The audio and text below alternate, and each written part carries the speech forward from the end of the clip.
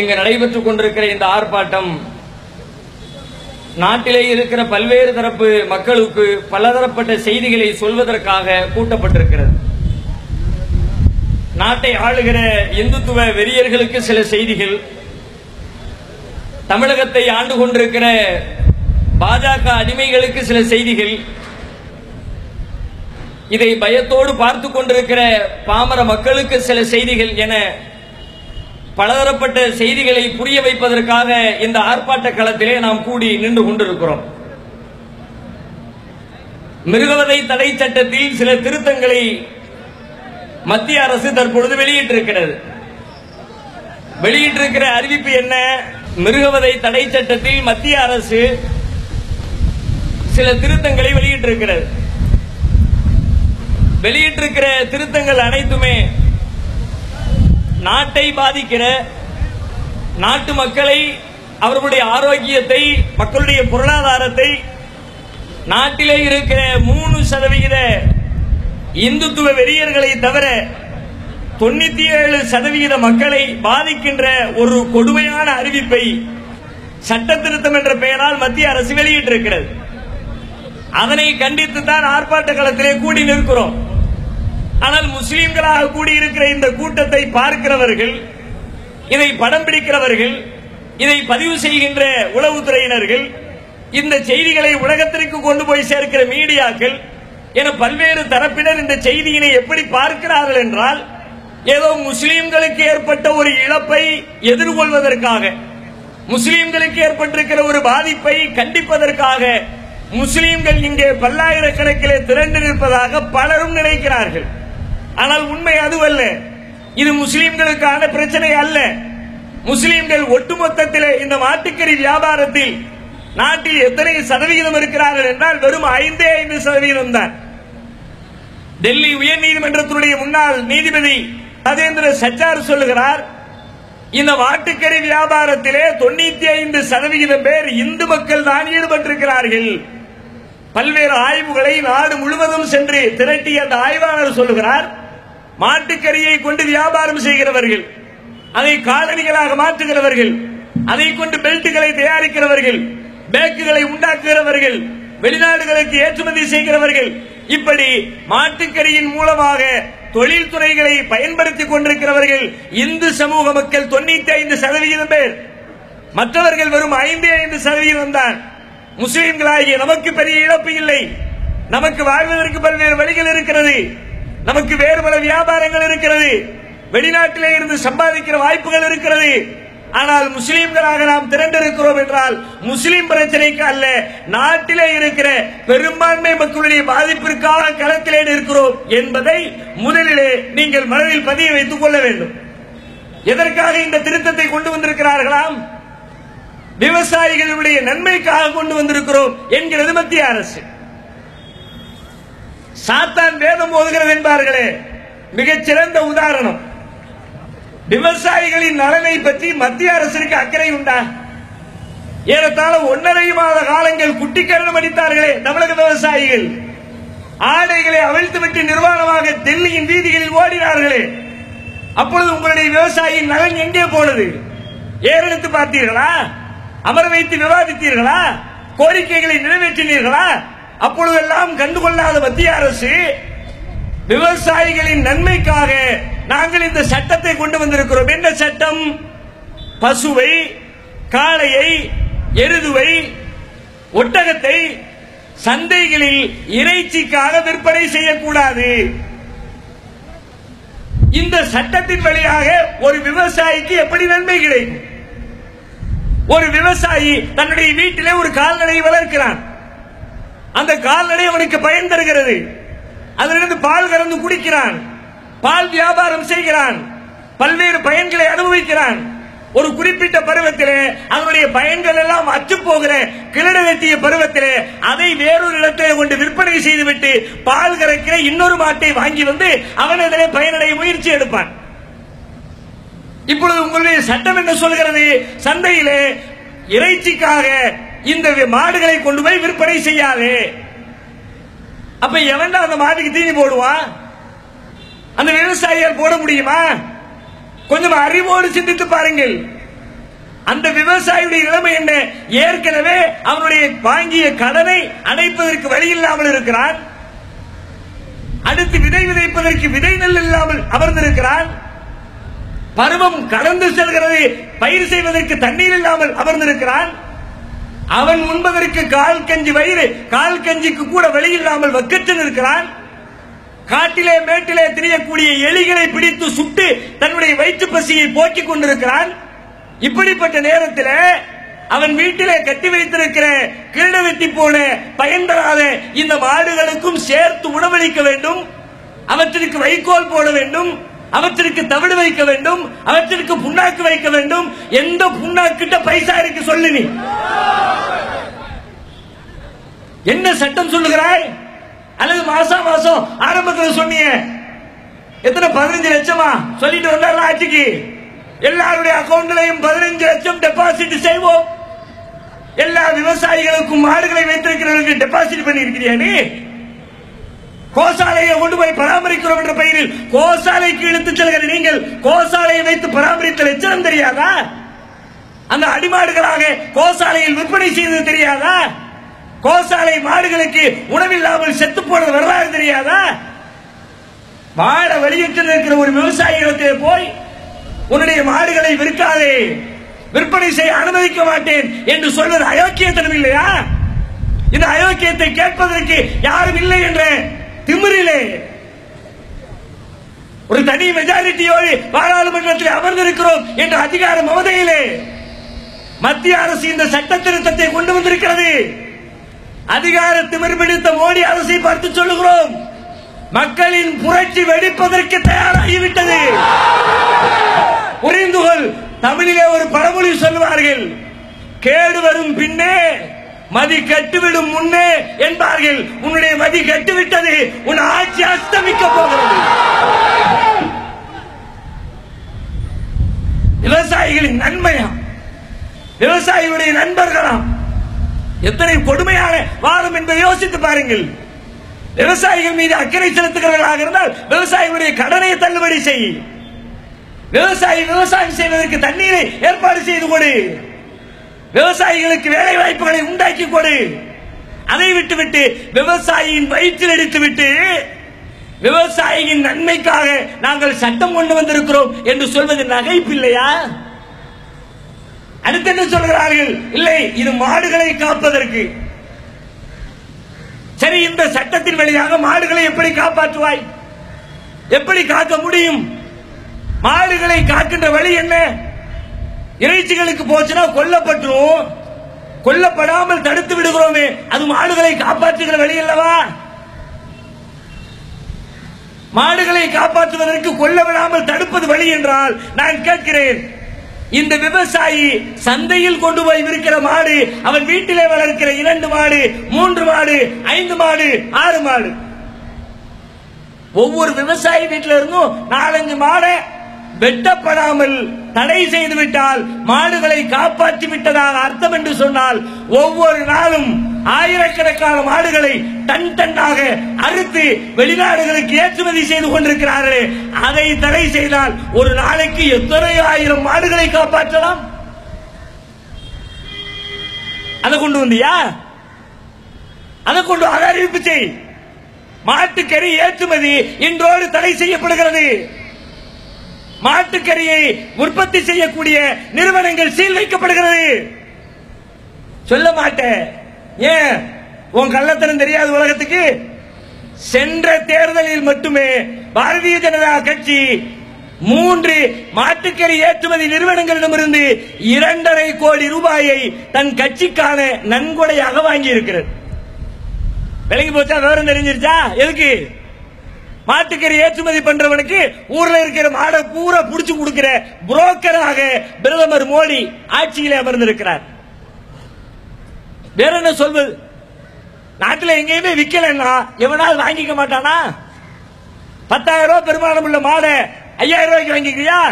4,000 ரூபாய்க்கு வாங்கிக்கிறியா? சரி, ஒரு 1000 கிடைச்சாலும் பரவாயில்லைமான அந்த நிலைக்கு விவசாயிகளை வர வைத்து மாடுகளை அடிமாட்டு ரேட்டுக்கு பேசி ஒட்டுமொத்தமாக எல்லா மாடுகளையும் ஏற்றுமதி செய்யக்கூடிய நிறுவனங்களுக்கு கொண்டு போய் சேர்ப்பதற்காக மத்திய அரசு இந்த அறிவிப்பை வெளியிட்டிருக்கிறது. மக்கள் நலன் சார்ந்த அறிவிப்பு அல்ல, விவசாயிகளின் நலன் சார்ந்த அறிவிப்பு அல்ல. இதை சொன்ன உடனே மாடுகளை அறுத்து திங்கிறீங்களா, பாவம் இல்லையா? இறக்க குணம் வந்துருது. யாருக்கு? மனுஷனை கொத்து கொத்தா கொலை பண்ணினவனுக்கு, கருவிலே இருக்கிற சிசுவை கூட வெட்டி எடுத்து நெருப்பிலே போட்டு பொசுக்கியவர்களுக்கு, கூட்டு கூட்டாக சேர்ந்து கொண்டு பெண்களை கூட்டு பலாத்காரத்தில் ஈடுபடுத்தியவர்களுக்கு மாடுகளை கொல்றீங்களா, பாவம் இல்லையா? அது வதை இல்லையா? மாடுகள் துன்பப்படக்கூடாது இல்லையா? அதுக்காகத்தான் மத்திய அரசு கரிசனத்தோடு இந்த சட்டத்தை கொண்டு வந்திருக்கிறது. நான் கேட்கிறேன், இது மாட்டின் மீதான வதை என்று சொன்னால் மாட்டின் மீது அக்கறைப்படுகிறீர்களே, மாட்டின் மீது அக்கறைப்பட மாட்டீர்களா? மாடுகளும் ஒட்டகங்களும் கொல்லப்படுவது பாவம் என்றால், வதை என்றால், ஆட்டுக்குட்டியை அறுப்பதற்கு பெயர் என்ன? கோழிகளை அறுப்பதற்கு பெயர் என்ன? வீட்டிலே உங்களை கடிக்கிற கொசுக்களை அழிப்பதற்காக கொண்டு போய் கொசுபத்தி சுருள் வைக்கிறீர்களே, அதற்கு பெயர் என்ன? ஒரு நாளைக்கு எத்தனை ஆயிரம் ஆடு இருக்கிறான், எத்தனை ஆயிரம் கோழி இருக்கிறான், அதெல்லாம் உங்களுக்கு தெரியல. மாடு, காளை, எருது, ஒட்டகம், என்ன சொல்ல வருகிறீர்கள்? இது மாட்டின் மீது அக்கறையா? மாடு வதை செய்யப்படுகிறது என்ற வருத்தமா? இன்னும் சொல்ல போனால், மாடு வதைக்கப்படுவதை பார்த்து உங்களால் தாங்க முடியலன்னு கொதிக்கிறீங்களே, அது நிஜமாக இருந்தால் ஒரு மாட்டிலே கறக்க சுரைக்கிற பால் எதற்கு சுரைக்கிறது? நீ நல்ல வக்கனையா பாலை சுட வச்சு குடிக்கிறதுக்கா? அந்த பாலை தயிராக்கி திங்கிறதுக்கா? அந்த தயிரை கடைஞ்சி நெய் எடுத்து நெய் ஊத்தி பருப்பு போட்டு பிணைஞ்சு பிணைஞ்சு திங்கிறதுக்கா? நாக்கில எச்சில் ஊறுற மாதிரி பால்கோவா லபக்கு லபக்குன்னு முழுங்குறதுக்கா? அடே, உனக்காக பால் சுரக்குது. அந்த தாய் அந்த மாட்டினுடைய வயிற்றிலே சுமந்து பெற்றெடுத்த கன்று குட்டிக்காக பால் சுரக்கிறது. பச்சை புள்ள கையில வச்சிருக்கிற பால் டப்பாவை புடுங்கி குடிக்கிற அயோக்கிய பைய மாதிரி. அயோக்கிய என்ற வார்த்தை கூட பொருத்தம் கிடையாது, பிச்சைக்கார பைய மாதிரி. இதை சொன்னால் பிச்சைக்காரர்கள் கூட கோபப்பட்டு விடுவார்கள். எங்களை இழிவுபடுத்துவது எப்படி? கன்று குட்டிக்காக சுரக்கிற பாலை போய் தண்ணியை ஊத்தி எண்ணெயை போட்டு லாபகமா கறந்து லிட்டர் கணக்கில் ஊத்தி வியாபாரம் பார்த்துக்கிட்டு மாடு வதை பற்றி பேசுகிறீர்களா? மாட்டை அறுப்பது பாவம் என்கிறீர்களா? சரி, நான் கேட்கிறேன், உன்னுடைய பார்வையிலே ஒரு உயிரை கொள்வது பாவம் என்று சொன்னால், ஒரு விவசாயியின் பார்வையிலே விதை விதைத்து அதை செடியாக்கி அதற்கு உரம் போட்டு அதற்கு தண்ணீர் வைத்து பல நாட்கள் பாதுகாத்து அறுவடை செய்து கத்தரிக்காயாக வெண்டைக்காயாக பல்வேறு பொருட்களை, உயிருள்ள ஜீவன்களை, அதுக்கும் ஜீவன் இருக்கு, அதுக்கும் உயிர் இருக்கு, எல்லாத்தையும் கொண்டு வந்து தர்றான, அதை மட்டும் வீட்டுல கூட்டம் கூட்டமா உட்கார்ந்து கத்தரிக்காவை கொலை பண்ணுறிய, மாட்டை கொலை பண்றோமா, ஒட்டகத்தை கொலை பண்றோமா, அப்ப வெண்டைக்காவை கொலை பண்றிய, புடலங்காயை கொலை பண்றிய. விவசாயி சொல்றான், என்னால தாங்கவே முடியல, நான் பயிர் வச்ச இந்த புடலங்காய கத்தி வச்சு அந்த நெஞ்சில் அறுத்து உள்ள இருக்கிற ஈரக்குடலை எல்லாம் உருவுறான், தாங்க முடியல. புடலங்காய் திங்காதுன்றோமா? கத்திரிக்காய் அறுக்காதுன்றோமா? வெண்டைக்காய் சாப்பிட தரேன்றுவோமா? கீரைக்கட்டை விற்காத, வெயில்ல போடாத சொல்லிடுவோமா? எது பசுவதை, எது மிருகவதை? மிருகங்கள் படைக்கப்பட்டிருப்பது உனக்காக. மிருகத்தின் மீது கல்லெறியாது, மிருகத்தின் மீது தேவையற்ற சுமையை சுமத்தாது. தேவைப்படுகிற பொழுது அறுத்து உண்பதற்கு வகையாகத்தான் கடவுள் இந்த மிருகங்களை படைத்திருக்கிறார், விலங்குகளை படைத்திருக்கிறார். மிருகவதை என்ற பெயரால் இந்த சட்டத்தை யாரு சொல்றான்னு கேட்டா சுற்றுச்சூழல் அமைச்சகம். நான் கேட்கிறேன், சுற்றுச்சூழல் அமைச்சகத்துக்கும் மாட்டுக்கும் என்ன சம்பந்தம்?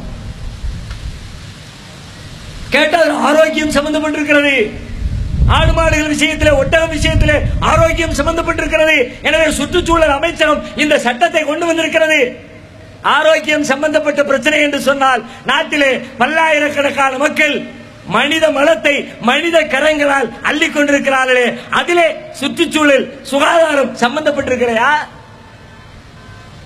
தமிழக அரசு மட்டுமில்லாமல் நாட்டிலே பல்வேறு இடங்களில் மதுபானத்தை ஊத்தி ஊத்தி கொடுக்கிறானே, ஆரோக்கியத்தை பத்தி அதுல சம்பந்தப்படலையா? பண்டிகை என்ற பெயரால் பட்டாசுகளை வெடிக்க செய்து பல்லாயிரக்கணக்கான மக்கள் கொல்லப்படுகிறார்களே, அதிலே ஆரோக்கியம் சம்பந்தப்படலையா? சிகரெட் குடிப்பது உடலுக்கு கேடு என்று சொல்லிவிட்டு பாக்கெட் பாக்கெட்டாக சிகரெட்டை விற்பனை செய்கிறார்களே, அதிலே ஆரோக்கியத்துக்கு கேடு இல்லையா? ஆரோக்கியத்திற்கு கேடு என்று சொல்லி சுற்றுச்சூழல் அமைச்சர் வெளியிட்டிருக்கிறீர்களே, உங்களுக்கு ஆரோக்கியம் நோக்கமில்லை, மாடுகள் நோக்கமில்லை, விவசாயிகள் நோக்கமில்லை. நாட்டில் கலவரத்தை உண்டாக்க வேண்டும், நாட்டை சின்னாபின்னப்படுத்த வேண்டும். நாட்டிலே இருக்கிற பாஜகவினர் இந்த நாட்டின் வளங்களை கொள்ளையடிக்க வேண்டும். அதற்காகத்தான் இந்த சட்ட திருத்தத்தை நீங்கள் கொண்டு வந்திருக்கிறீர்கள். நாட்டு மக்களுக்கு ஒன்று சொல்லுகிறேன், இந்த அராஜக பேர்வழிகள், அயோக்கியர்கள், பயங்கரவாதிகள், நாட்டு மக்களை கொத்து கொத்தாக கொன்று போடக்கூடிய இந்த தீவிரவாதிகள் எங்கெல்லாம் மெஜாரிட்டியோ, எங்கெல்லாம் அதிகாரம் இருக்குதோ அங்கெல்லாம் ஆட்டம் போடுவான். எங்கே மக்கள் எதிர்த்து நின்று அவர்களின் கரங்களை முடைப்பதற்கு முஷ்டியை உயர்த்துகிறார்களோ அங்கே ஓடி போவான். வருவான், களத்துக்கு வருவான். திருச்சியிலே வந்திருக்கிறார்கள். திருச்சியிலே முதல் நாள் பத்திரிகையில செய்தி வந்திருக்கு, மறுநாள் காலையில எல்லாம் உள்ள வந்து மாட்டா இருக்காத, இங்க கட்டாத, சீர் வைக்க போறோம். அந்த பகுதியில் இருக்கிற மக்கள் அத்தனை பேரும் கூடி நின்று எங்களை காலி செய்துவிட்டு எங்களுடைய இடத்தை சீல்வை என்று சொல்லி அவர்கள் கொடுத்த எதிர்ப்பு குரலிலே பயந்து ஓடி இருக்கிற அதிகார வர்க்கம் இதே நடவடிக்கையை, இதே முறையை ஒவ்வொரு பகுதியிலே இருக்கிற மக்களும் கையில் எடுத்தால் சூலாயுதத்தோடு களத்திற்கு வருகிற இந்த பாஜகவினர் வந்த தடம் தெரியாமல் பின்னங்கால் பிடரியில் பட ஓடி விடுவார்கள். பயப்பட வேண்டிய அவசியமே இல்லை. அப்படி எங்கேனும் யாரேனும் வந்து மிரட்டினால், உங்களுக்கு அச்சமாக இருந்தால், உங்களுக்கு உதவுவதற்கு இதோ தமிழ்நாடு தௌஹீத் ஜமாத் களத்திலே நிற்கிறது. சீதாராமையாவுடைய தலைக்கு விலை வைத்திருக்கிறார் பாஜக தலைவன் ஒருவன். நான் மாட்டுக்கறி திம்பண்டா, எவனாலை தடுக்க முடியாதுடா அப்படின்னு சொன்னதற்காக கர்நாடகா முதலமைச்சர் சித்தாராமையாவுக்கு அவருடைய தலையை வெட்டி கால்பந்தாட்டமாக பயன்படுத்துவோம் என்று கொக்கரித்திருக்கிறார். நான் சொல்றேன், நீ இந்த தலையை வெட்டுவோம், கழுத்தை வெட்டுவோம், உயிருக்கு 1 கோடி, கண்ணத்தில் அடிச்சா 1 லட்சம், இதெல்லாம் யாரை பார்த்து சொல்வீர்கள்? யாரை அடிக்க முடியாதோ, யார் தலையில் கை வைக்க முடியாதோ, யார் பாதுகாப்பு வளையத்திற்குள் இருக்கிறார்களோ அவர்களை தான் குறிவைத்து பெயருக்காக பெருமைக்காக பேசுவீர்கள். எங்களுக்கு பாதுகாப்பு வளையம் இல்லை, முன்னாலும் பின்னாலும் துப்பாக்கி ஏந்திய காவலர்கள் இல்லை, அதிகார வர்க்கம் இல்லை. சவால் விடுகிறேன், அந்த சவாலை என் தலைக்கு வை. உன்னை நான் களத்தில் சந்திக்கணும்னு ஆசைப்படுறோம்டா, வெறும் மேடையில் சந்திக்கிற வெற்றி பேச்சாக இல்லாமல் நேருக்கு நேராக நெஞ்சு நிமிர்த்தி களத்திலே உன்னை சந்திக்க வேண்டும். உன்னுடைய அதிகார பலத்தால் என்னை நீ கொன்று போட்டாலும் உன்னுடைய கூட்டத்திலே 10 பேரை காலி செய்ய. வெண்டைக்காவும் புடலைக்காவும் திங்கிற உனக்கே அவ்வளவு தில்லு இருந்துச்சுன்னா மாட்டுக்கறி திங்கிற எனக்கு எங்கள் நெஞ்சின் உரத்தை, தோளின் தினத்தை தொட்டு பார்த்து தெரிந்து கொள். யாரும் கலங்க வேண்டிய அவசியம் இல்லை. கேரளாவில் அறிவித்திருக்கிறார் முதலமைச்சர் துணிச்சலோடு, மிக துணிச்சலான ஆண்மகன் பினராயி விஜயன். உன் சட்டம் இங்க செல்லுபடி ஆகாது. கேரளாவிலே சொல்லி இருக்கிறார், உன் சட்டம் இங்க செல்லுபடி ஆகாது. அந்த சட்டத்திற்கு எதிராக சட்டமன்றத்திலே மாற்று சட்ட திருத்தம் கொண்டு வரப் போகிறோம் என்று துணிச்சலோடு அறிவித்திருக்கிறார். தமிழகத்தை பார்த்தால் கேவலமா இருக்கு. நாடா இது? ஒரு மாநிலமா? ஒரு அரசு இருக்குதா? நிர்வாகம் இருக்குதா? மத்திய அரசுடைய கால்களை நக்கி பிழைக்காத குறையாக எந்த பதிலையும் காணோம். அசாத்திய மௌனம் ஏற்க தகுந்ததல்ல. தமிழக அரசுக்கு சொல்லுகிறோம், மக்கள் புரட்சி வெடிப்பதற்குள்ளாக இப்போதைய கோபம் மத்திய அரசை நோக்கி இருக்கிறது. நாளை மாநில அரசை நோக்கி திரும்ப கூடாது என்றால் உடனடியாக உங்கள் கண்டனத்தை சரியான முறையில் நீங்கள் பதிவு செய்ய வேண்டும் என்று கேட்டு நிறைவு செய்கிறேன். வாஹிர் தஅவானா அல்ஹம்துலில்லாஹி ரப்பில் ஆலமீன். அஸ்ஸலாமு அலைக்கும் வரஹ்மத்துல்லாஹி வபரகாத்துஹு.